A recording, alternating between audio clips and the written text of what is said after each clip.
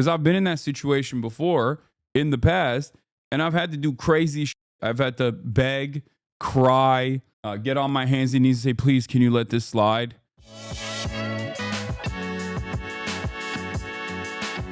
New camera is so nice. It's not the new camera. It's the old camera. The lighting is also needs a little bit of work.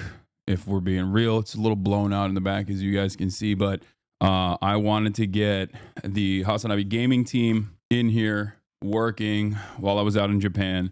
And they worked tirelessly to put this together and make sure that we had a new setup. I've been wanting to make this switch for some time now because I wanted more room for activities behind me. And I think this is better overall for having guests on board. Yesterday, I ended the broadcast. You already know that, okay? Ended the broadcast after 6 hours or whatever, you know, half day, not a big deal. Basically quitting, quiet quitting. I had to do stuff before I flew out. I had to go and get a new suitcase. The reason why I had to go and get a new suitcase is because even though I have a massive suitcase, I needed a second one. My suitcase. Yeah. I bought so many clothes when I was there. I bought so much underwear while I was there. Bro, got a lifetime supply of Family Mart undies. It's true.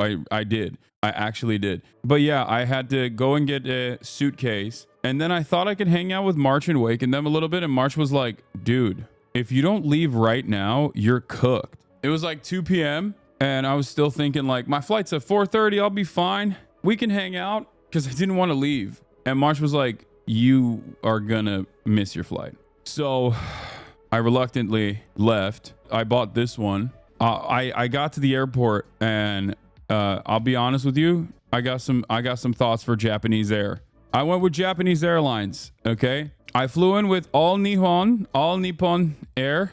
And then I flew back with JAL. I brought 3 technically checked in, like 3 luggage. Like I have my stream backpack. I have my regular sling bag that has the press tag on it. And then on top of that, I had the third bag was my remote desktop setup, right? And I have to bring that with me everywhere I go. I have to bring all of those things with me wherever I go. So I have 3 carry-ons and I have 2 checked in luggages. The first luggage I checked in, 36 kilograms.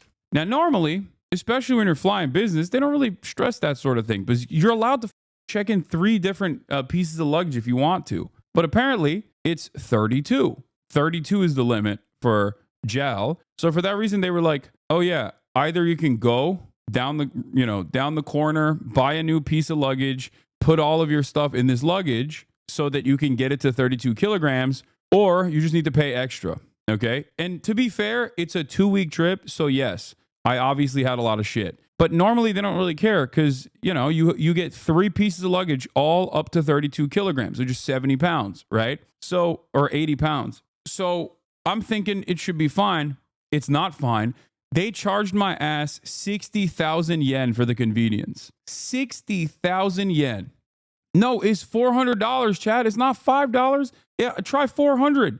400 American. That's insane. Okay. That is a highway robbery. They literally robbed me at point. Normally, I would have just went and bought a $400 piece of luggage at that point. You know what I mean? Just go buy $400, like a very nice backpack for $400. Then you can put all of your equipment in it. It's a major scam. Major. Yeah, you can get like a Remova for $400. Okay. And they cooked me because I didn't have time. I did not have enough time to literally go buy another bag and then dump out my big ass 36 kilogram bag, which is like 80 plus pounds, almost 90 pounds at that point. 80 pound bag, and then move stuff around. So basically they were like, yeah, either this or you don't get on the plane. I mean, you had 2 weeks. Yeah, but I didn't weigh my luggage. That's a ticket. Like, that's a flight.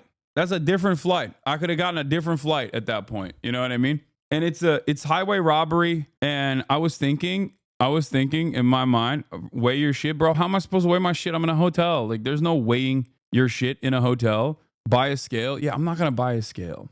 No, I did not have a bathroom scale, I don't think. Or maybe I did, but I wasn't aware of it. Could have bought a seat for that suitcase. I know. I love that. Look, my point of the story is this is yet another way in which wealth dramatically improves your life and also makes you out of touch with the common folk in general. Okay? At least from my experience. because I've been in that situation before in the past, and I've had to do crazy shit. I've had to beg, cry, get on my hands and knees and say, please, can you let this slide? And in this instance, I was like, I'm cooked. Fuck it. So I dropped the 4 bills on that shit. A punishment. How are you not jet lagged? I'm a goddamn G. I'm a goddamn legend. That's what it is. So that was a big L for JAL. It made me want to not actually fly with them, that experience. But then they sucked me back in. Even though I will say this, the business class obviously is lie flat, but I didn't get to sleep too much because unfortunately both Anna and JAL, all Nippon Air and JAL itself, Japanese Airlines, are built for much smaller people. So even if it's like a lie flat, I can't technically lie flat. Not gonna lie, you got scammed with the fruit too. Yeah, you didn't get scammed. JAL tried to accommodate baggage that is beyond international regulations to protect the baggage handler health and safety. Fair. But yeah, then I got back to the land of the free, home of the brave, and let me tell you, okay, let me tell you, not good. Not good at all. Especially when you come to Los Angeles Airport, LAX, after Haneda, you're like, are we on the same planet? Like, is this the same universe? It feels like you just came back to Earth after encountering an alien species. When you come back to LAX, it is objectively one of the worst airports on the planet. Going from Haneda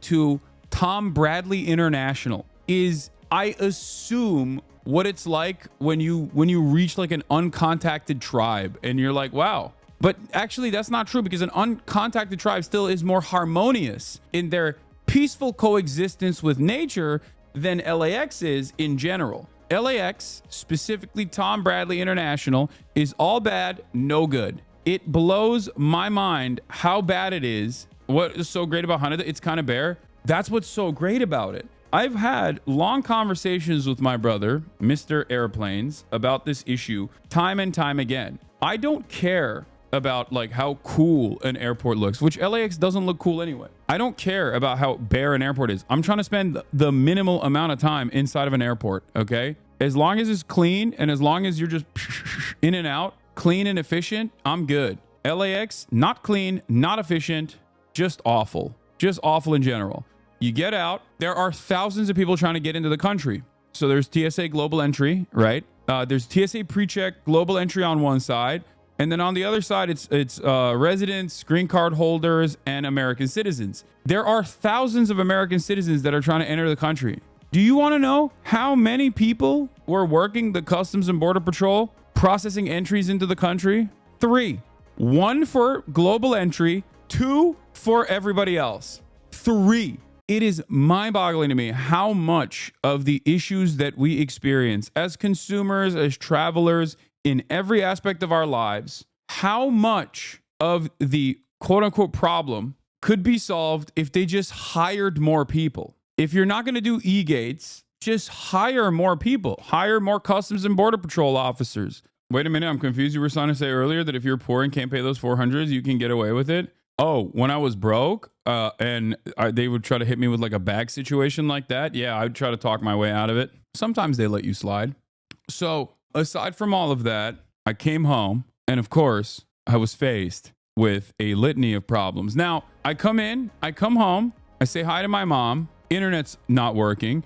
I get into the studio, I try to turn on the PC, there's no power. Turns out everything is broken, literally everything. And it was working yesterday. And I know it was working yesterday because the HasanAbi gaming team was in here switching this stuff around for the past week, right? It's not Marat. As much as I like to blame Marat, it's not Marat. It's because of the rain.